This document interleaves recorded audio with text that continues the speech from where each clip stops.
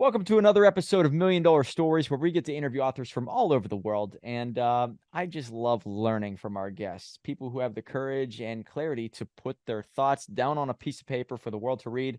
I commend that. And the book that we're going to be talking about today is called Grandmothers at Work, Juggling Families and Jobs. When I think back to my grandmas, I always went over to the house. I thought about how they cooked, how awesome they were as grandmas.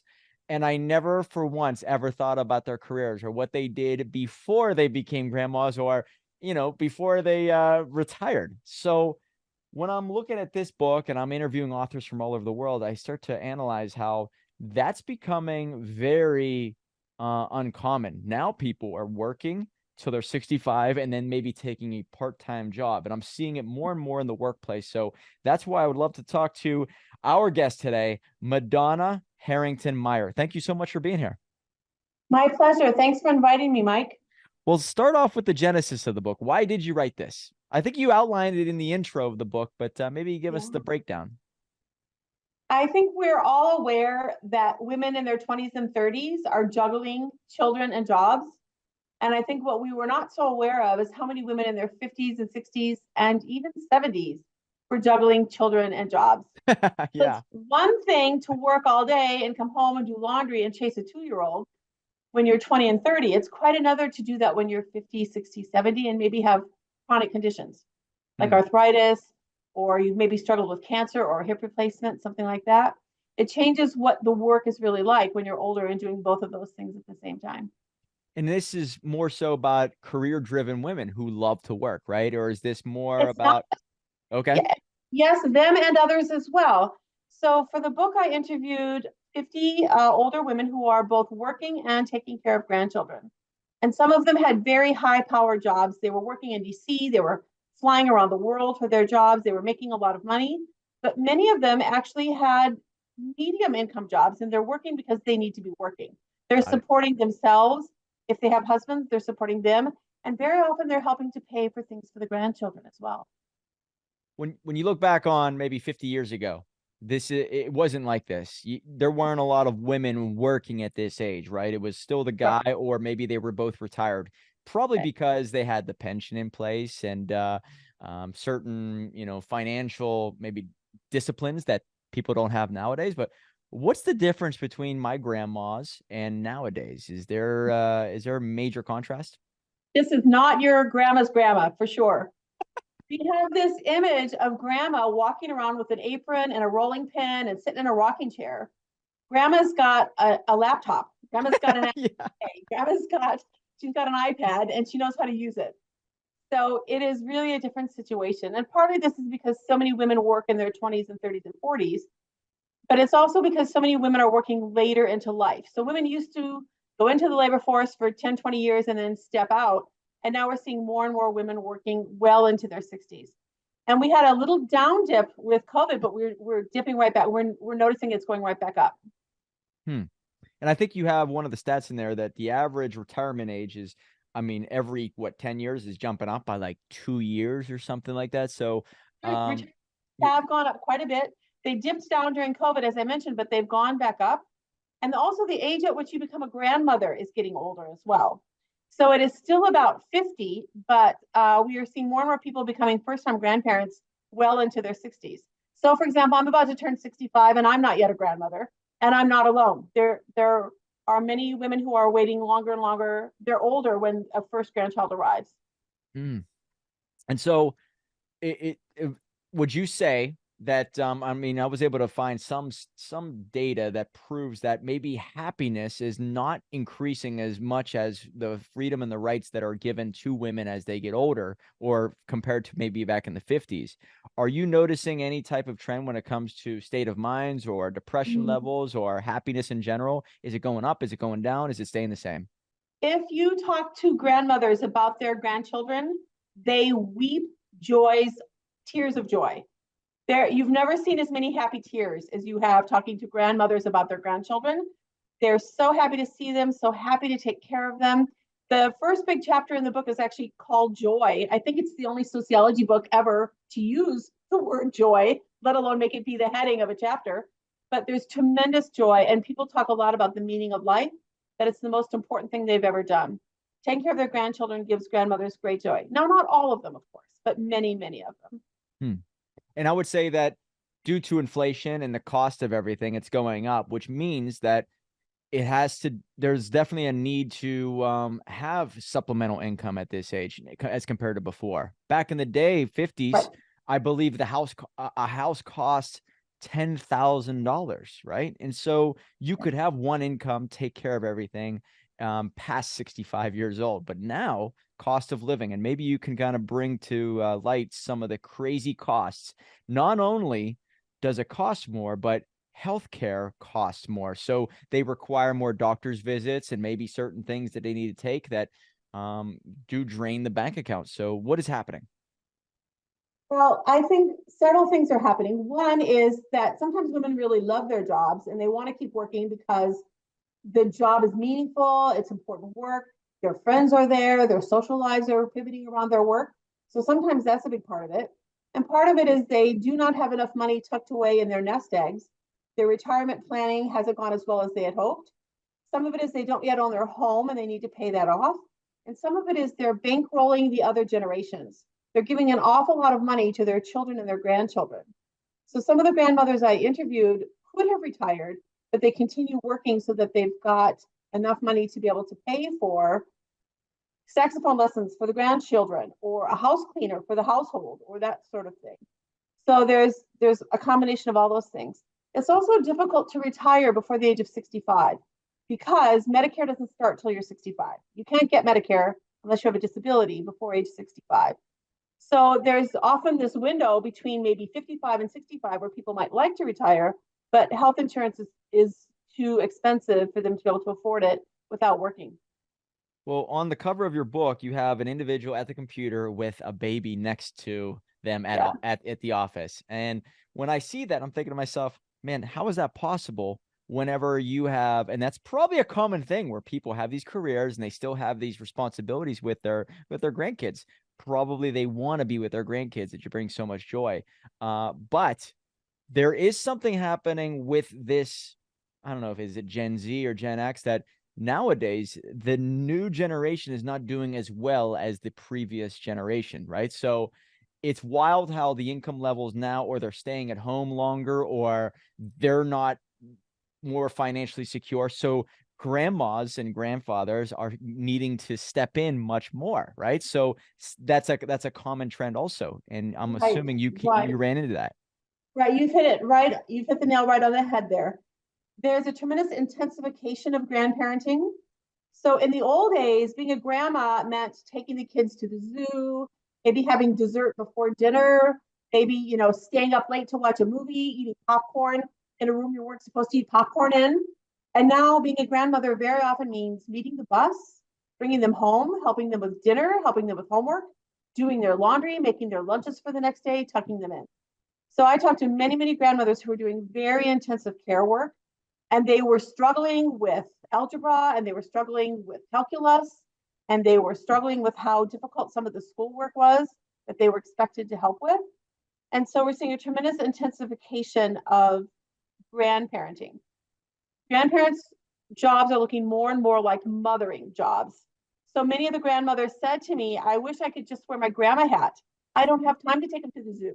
I'm so busy taking them to the doctor and to PT and to OT and to this and to that and to the lessons that I don't have time to actually just be a grandma. I don't have time to just sit and read the book that I want to read to them. We're so busy getting things done.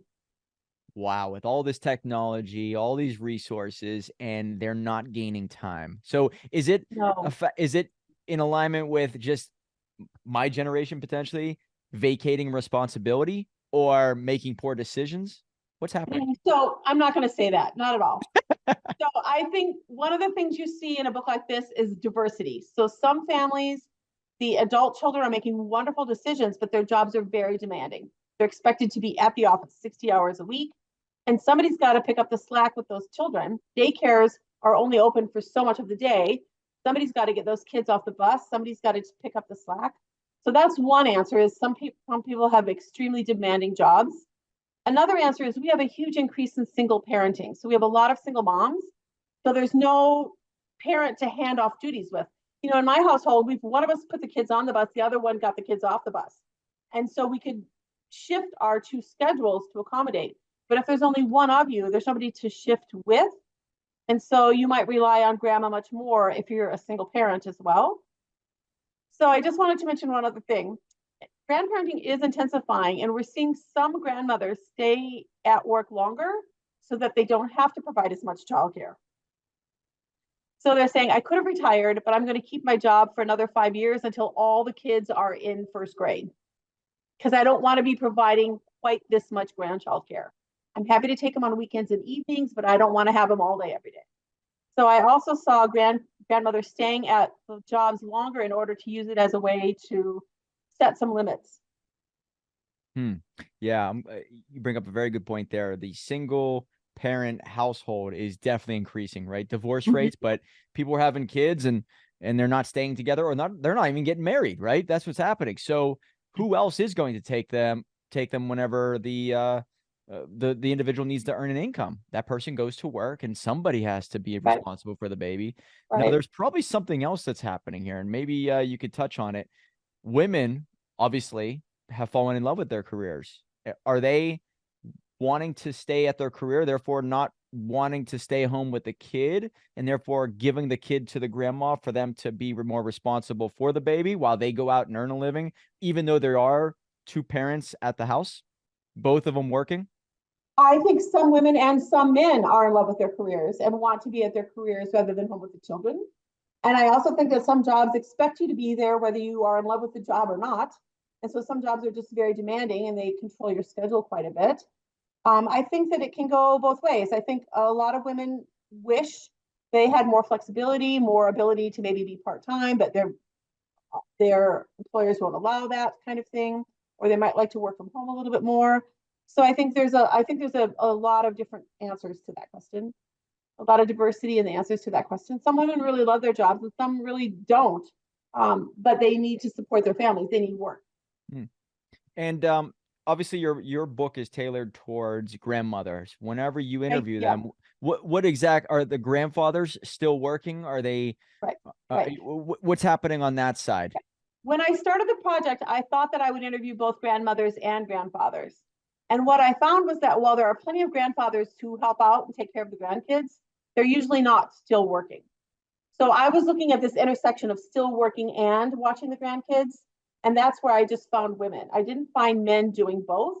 I found men retiring and then pitching in, retiring and taking care of the grandkids, but not so much working and then still taking care of the grandkids. Now, there were a few exceptions, but not too many. One of the things I noticed was that some adult children really took advantage of their parents, of the grandparents. So, for example, there are some very sad stories, and I call them lifelines in the book, where the grandmother is really saving the day.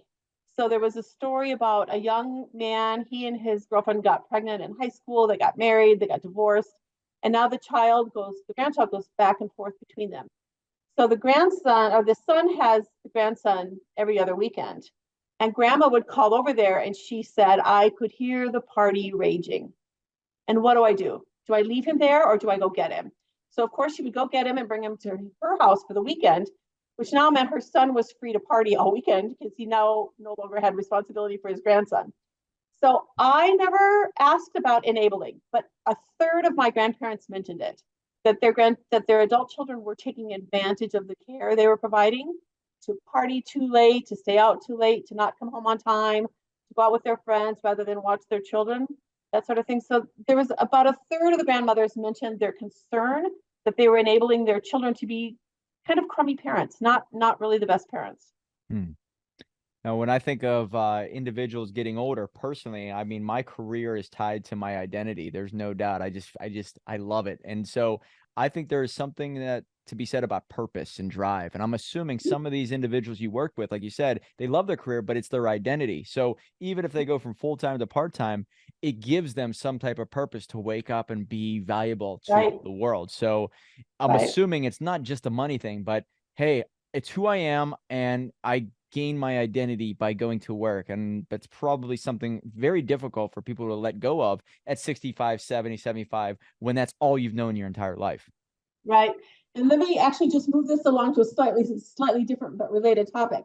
One of the things I look at is what is the impact of being both a grandmother and an employee when you're, in your 50s and 60s and 70s and doing all this work? And what is the impact on your social life? So I found that part very interesting in the book.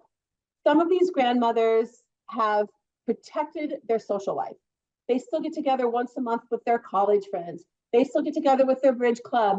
They would never miss a night at the volunteer group, activity. They really protect their own social lives. Some of these grandmothers have rewritten their social life to be entirely about their family. So they don't see their college friends anymore. They don't see their grad school friends anymore. They don't see their old friends from work anymore. They just go to the t-ball games and the baseball games and the soccer games and the choir concerts and the dance recitals and the birthday parties. And all they do is they've completely rewritten their lives to be focused on their families and specifically on their grandchildren. And finally, some of them have almost no social life at all because they are just too exhausted. So I talk to people who've been working all day and taking care of the kids every evening for 17 years. That's a long time to be an evening parent, right? Imagine doing that in your 60s. And so I interviewed people who were doing that. So some of those people were just so tired. One woman told me her best friend is her bed. One woman said, if I was given a safari in Africa, a free safari in Africa, I would turn it down and stay home and sleep in my bed. So I know. So for some people, they're able to protect their own social lives and really have this wonderfully rich, balanced life. And some of them have redefined what it means to have a rich, balanced life, to be just their own family. And some of them have really had to forgo almost everything because they are worn out. They're exhausted by how much work they're doing. One time when I was talking about this with students, I was calling it care work. And I was saying, when grandma comes over and she takes care of you, that's work. And this student had a really bad face. And I finally said, what's the matter? And she said, you're calling this work. And I said, I am calling it work. Yes. And she said, but when my grandma makes my grilled cheese sandwiches, she always looks so happy. My grandma was the same way with grilled I cheese know, I can tell sandwiches. I that. still think of my grandma and mac and cheese. Yeah. So I said, well, when you babysit, do you ever smile? And she said, well, of course, I love the kids I babysit. I said, so does that mean you don't want paid? And she said, well, no, of course I still want paid. And I said, exactly. Because it's work. And even though you love it, like what you're doing right now, the $1 million book, you love this job, but you also want to be paid. And it's not that grandma wants to be paid, but I think it's important to recognize that grandma is really doing work. And that at the end of the day, grandma is sometimes really exhausted. In your through your perspective, when you see this, I mean, I look at my family and my grandma was the head of the family, just so you know, like The matriarch. Yep, she was the matriarch. I mean, you had to get grandma's permission. Everybody knew it. She ran the family. So when I think of the classical family, I really do believe back in the day and even to this day, the man wakes up and says, I need to work and I need to provide. But the grandmother is the nurturer. There's nothing I can do. She's going to nurture the family way better than I can. So let her do her thing. Are we getting away from that? And is that a good thing? Because I believe a grandma is a nurturer by nature. That's probably the best way to put it. And I think you and I have pretty different views on this. Okay, so tell me what you think about it, because I'm looking at my classical family, and it was a structure that I believe the society is getting away from. I would agree that we are moving somewhat away from the old traditional roles. You're describing a traditional gendered division of labor where men work and women stay home and take care of children. And yes, we've moved away from that. Women are working and men are taking care of children. So when you look at time use studies, you see that men are doing more around the house. Now, they're not doing half, but they're doing more. And they're doing more care work for frail older relatives or for children. Not half, but more. And we're seeing women doing less of those things as they're doing more paid employment. So we're seeing some move toward equity, but we're nowhere near equity on any of it. So we are seeing some move toward that. So what I found was that some of these grandmothers, so for example, according to the Health and Retirement Study, of all the women who are in their 50s, 60s, and 70s who have grandchildren and who have a job, 50% of them are doing both. That means 50% are choosing not to. Mhm. Now, the 50% who are choosing not to are not in my book, because that's not the book I wrote. Somebody else could write that book. But it just, and what I want to remind everybody is grandparenting is not for everyone. It's not for everyone. Just like mothering is not for everyone. It's not something that's going to give everyone pleasure, and not everyone is going to be good at it. So I had one grandmother who, she said when she was young, she was raised by a nanny. Her parents were always at work and she was raised by a nanny. When she raised her daughter, she had a nanny for her daughter. Then when her daughter had grandchildren, she expected this woman to stay home and take care of the grandchildren. And she's like, I didn't stay home to take care of you. Why would I stay home to take care of the grandchildren? I got a nanny, get a nanny. And so they really struggled with it a lot. And she said it was very hard to define a role that was acceptable to her daughter, but was acceptable to her, because she was still working and doing very important work. So she said she invented this thing called ride-alongs. So every couple of days, she would get in the car and drive to the school and pick up both of the granddaughters, and then take them to whatever appointments they had. If they had swim lessons, or if they had flute lessons, or if they had a doctor appointment. And then she said, we just ride and talk. And she would drive them around to all their after school activities. And they really never got out of the car other than to go in and do their things. But it gave her a role in helping to raise these grandchildren. But it also let her work and travel as much as she needed to for her job, which it seemed like a good compromise to me. Wow. So throughout your studies there, it sounds like when these grandmothers love to do both. And so a lot of them. Yeah. And some of them are so tired they want to go to bed. But okay. Yeah. Right. I didn't know if it was like an art of delegation or mastering the art of balance. And right. Maybe that's tough for some people. But when I look back on my grandma and grandpapa, it was like my grandma didn't want to work, right? She loved going to play bingo and going shopping with my mom and all that. So like deep inside, it was just instinctive, like, oh, she didn't want a career. And my grandfather loved being a stagehand for movies and whatnot. So it was like, that's what I saw. And it seems like we're getting away from that simply because I believe women are becoming more career driven, whether it's good or bad. That, you know, everybody goes after what they want. Some people, and I've talked to a woman recently, and she said, you know what my dream job is? Just being a stay-at-home mom, right? And I think nowadays that's sounding like, oh, well, you're a gold digger. No, that's the classical tradition, right? So like, are women being demonized from doing that? Or do you think it's more so that they're being taught, you know what, you need to be a career woman? What are you noticing and what are you thinking whenever it comes to these grandmas? Are they loving their position, or are they, you know, regretting some decisions? What are your thoughts? Right. So what I saw was that women seemed to fare best when they were themselves flexible, but also when they worked for a boss that was flexible. So if they were willing to rearrange their schedule because it's a snow day or a sick day or an early release day at school, that worked out best. And if their boss was willing to let them as well. So I talked to one woman who worked at a law firm, and she said, there's 5 of us who answer the phones, and we are all grandmothers.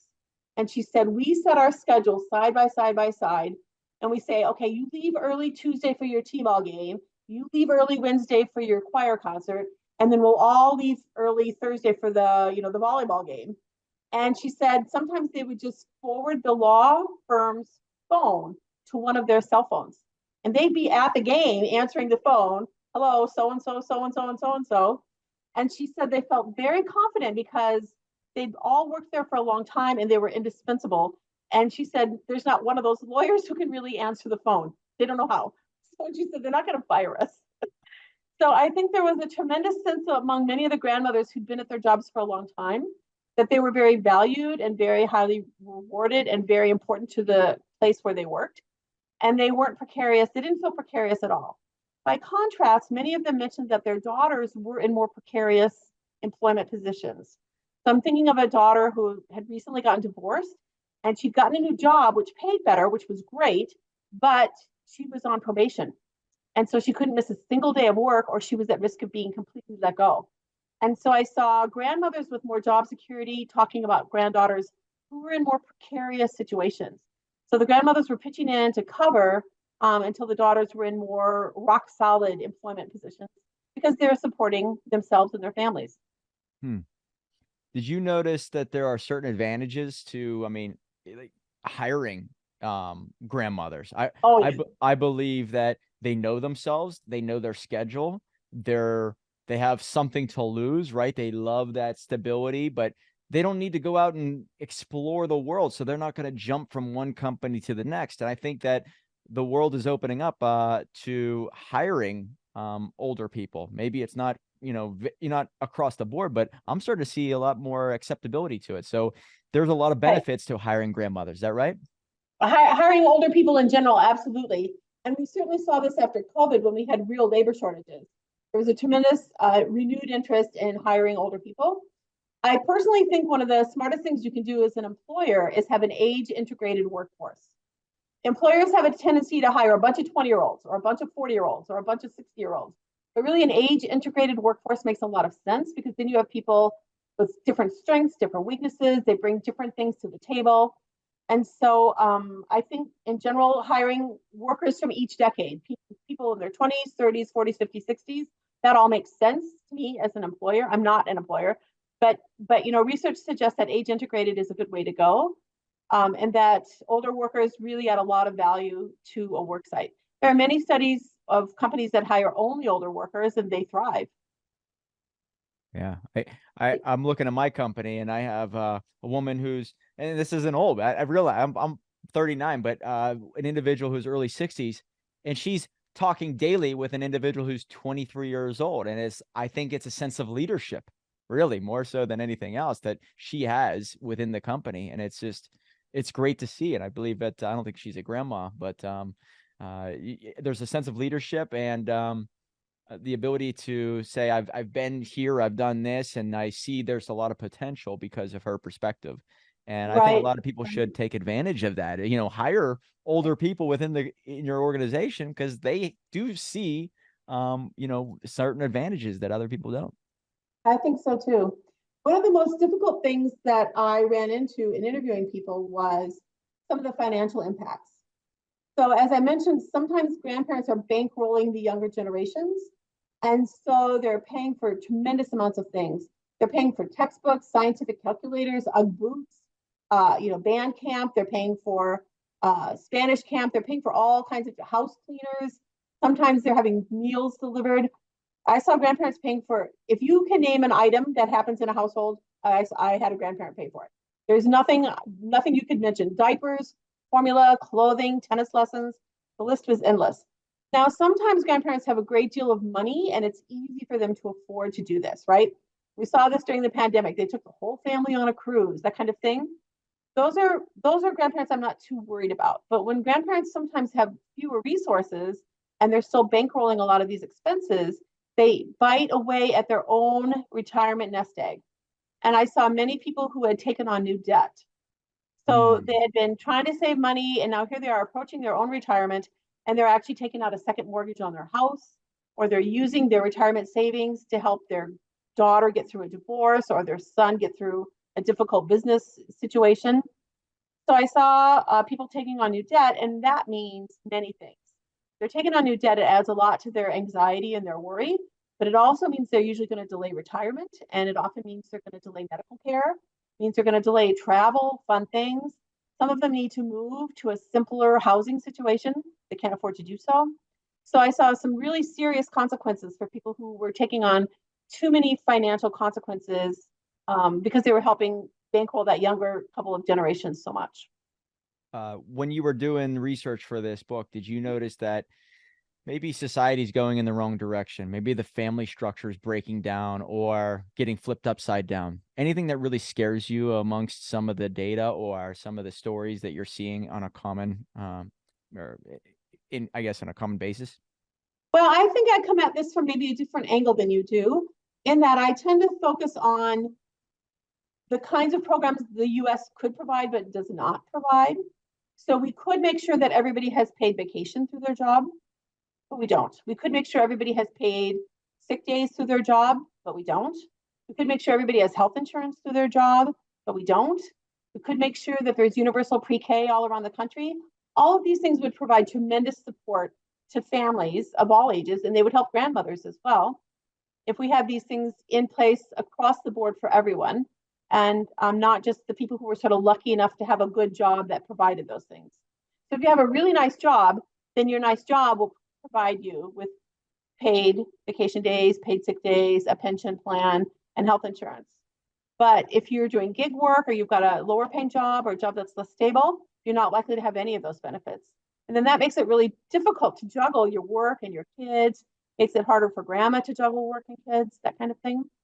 So I tend to focus there. Those are my concerns, I think, that we could have programs in place that would make it easier, just a safety net that makes it easier for all the families across the board. You know, I never even thought about this, but what percentage of grandmas out there are on their own through divorce, right? Obviously, people pass away and they don't ever get remarried, but is it pretty common amongst the 50 that you interviewed? It is. A lot of the grandmothers are single moms, and the moms are single moms as well. So sometimes we have two generations of single women helping to try to raise, this next generation. And I also had grandmothers who moved in order to be more available. So they lived in California, but they moved close to where their daughter was in, like, say, Missouri or Mississippi. And they gave up their job out there and they got a new job. And often it's not as good of the job. It doesn't have as good of benefits. So one woman who had been a nurse at a hospital and she had very good benefits gave that up because she needed to work per diem so that she could take care of the grandchildren. If you're a per diem worker, they say, will you come in tomorrow? And you can say yes, and you can say no. So you can look at the weather forecast and say, it's going to be a snow day. I'll say no, and I'll stay home with the grandkids. So she got more flexibility, but she lost her paid vacation. She lost her paid sick leave. She lost her health insurance, and she lost her pension plan. So she gave up all of that financial security in order to be available to take care of the grandchildren for her daughter. And, I had several stories like that where people moved and changed jobs in order to be more available. And the financial consequences of that can be pretty severe. Yeah, it's just when you just said that, it's so interesting that you never even think about a single grandma raising a single mom. And I've interviewed people who talk about the number one way of showing if someone's going to have success financially and stay out of the legal system is if it's a 2-parent household. Usually that's a secure base point. So I don't know if you've ever done any research on that, but it's pretty wild that single family households, it's almost like you need that yin and yang, and you need the mother and the father. So is that alarming at all? Do you think that, or do you see any type of trend of obviously you didn't study the kids, but when it comes to a 2-party household at all that leads to financial success or staying out of the legal system or being in trouble with the law, anything like that? Does that scare you? Anything that shocks you? I would say what I noticed mostly was sometimes when the grandmothers were married, the grandfathers helped, and sometimes they just didn't. So sometimes we had grandpa who was retired and he would pitch in. There was one really adorable story about a grandfather. She said he never changed a single diaper when we were raising our children, not one. But now as grandpa, he's like elbowing everybody out of the way, feeding everybody down the hallway because he's determined to change every diaper. So I saw some things like that. I saw some really hands-on, wonderful grandparenting. But I also saw some grandfathers who simply were unwilling to pitch in. They didn't want to help. They didn't want to do it. And frankly, they were mad that she was doing it. So I'm thinking of this one couple where they had made an agreement that they would be snowbirds and move from Wisconsin to Florida. And she was so busy helping with the grandkids, she said, I can't go to Florida. I'm taking care of these kids almost every day after school. And he would not come and help. And he was irritated that she wasn't home having dinner with him, and irritated that she didn't keep her part of the deal and move to Florida with him as like a retired snowbird. So I saw a lot of different types of grandfathers. I also saw some grandfathers who were quite ill and would have loved to pitch in, but couldn't. So one of the things to remember is grandma might be taking care of the grandchildren, but she might also be taking care of her husband if she has one. Some of the husbands had Alzheimer's disease. Some of them needed hip replacements or knee replacements. Some of them had pretty severe disabilities, bad backs, that kind of thing. And grandmother might also be taking care of her parents or his parents. So we call those the sandwich generation, right? These grandmothers who are taking care of their parents, their children, and their grandchildren. I call them the club sandwich because it's 3 layers that they're helping to take care of. But that was one of my biggest concerns, was grandmothers who were taking care of so many generations of people. And when you think about taking care of your parents, you have a mom and a dad. And if you have a husband, he has a mom and a dad. That's 4 whole older people who might need your care at some point. That's a lot of people. Wow. Last question I have for you.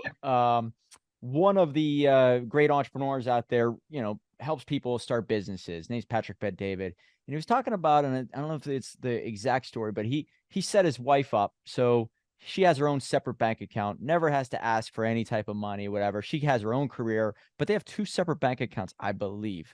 And I don't know what that does, but if you've seen anything amongst grandma and grandpap having 2 separate bank accounts for a healthy marriage, healthy setup, because if they have their own careers, maybe they have their own bank accounts. Do you have any insight on that? Have you seen that done? Do you think it's a wise decision? I did not ask anything about what kinds of bank accounts the grandparents had. I did ask a lot of questions about if they're both helping or if only one of them is helping. And there were lovely stories where they were really on the same page and they were both pitching in and both really taking care of the grandchildren. And then other stories where only she was. So there was a big amount of variation in how much the grandfathers were helping. But there were lovely grandfather stories where grandfathers were pitching in and really doing a lot. I didn't ask about their bank accounts. Got it. I was wondering if Can't there's help any you with that one. trend between, like, you know, just keeping it separate so you have your own thing, but we're still in a union. So interesting. Last question, I guess I have a book outside of your own book that you recommend for our readers, our listeners, our viewers. Is there anything that sticks out that maybe changed your life, maybe got you to fall in love with this subject, or just reading or writing in general? A book that stands out in my life is a book called Rich Dad Poor Dad. It pretty much changed my whole life. It's why I'm here. So anything like that for you? I can't think quickly enough. I read so many books. I'm not sure. Not sure. I don't have one right off the top of my head. Sorry about that. Well, that means you're an avid reader, by the way. When I am an somebody avid reader. can't I have say so it, many I can't there's think too fast enough. many. That's actually a There good thing, are, right? right. Well, outside of buying your book on Amazon, any website, any social media that you want to promote, if anybody's interested in this topic, maybe for you to come and speak at their event or have you on their podcast? Okay. I'm very easily findable on through Google at Syracuse University. I'm in the Maxwell School for Social Citizenship and in the sociology department in particular. And for people who really care a lot about this topic, I have another book written with Inez Abdul Malik called Grandparenting Children with Disabilities. Wow. And that spun right out of this book. I kept running into grandmothers who were saying that their grandchild had disabilities and needed all kinds of therapies. And so I just stopped and did a whole book on just the grandparents who were taking care of children with disabilities. And that was a very intensive set of grandparenting stories. Some of them are doing tremendous amounts of work. Yeah. Man. Yeah. And loving it, loving their grandkids, loving such joy. It's interesting you write this book because I don't see too many people write on this topic, right? Grandmothers, grandfathers, just the elders in the workplace. And I look at my grandma and grandpapa on both sides of my family. They were like royalty. Like, I don't know if that's still around today, but like you know, you respect your elders, but when you went over there, you were on your best behavior. But also, you could always get grandpap to do a little something, right? Give you a little extra food or play with you a little bit longer and let you get away with things. And so, you know, it made me think of my grandma and grandpa before we met on this call, and obviously since then. So I'm delighted that it made you think about your own. So many people come to tell me their personal stories about their grandparents. It's lovely. Oh, I know. You know, you're in a busy work schedule constantly. You don't think about when you were a kid and having grandma and grandpa cook you mac and cheese. It's such an awesome memory. And yeah, you made me think of that. So thank you so much for being on the $1 Million Stories podcast. Thank you. And I really appreciate your time. Remember, guys, $1 million book will lead to $1 million life. Right on. Thank you, Mike.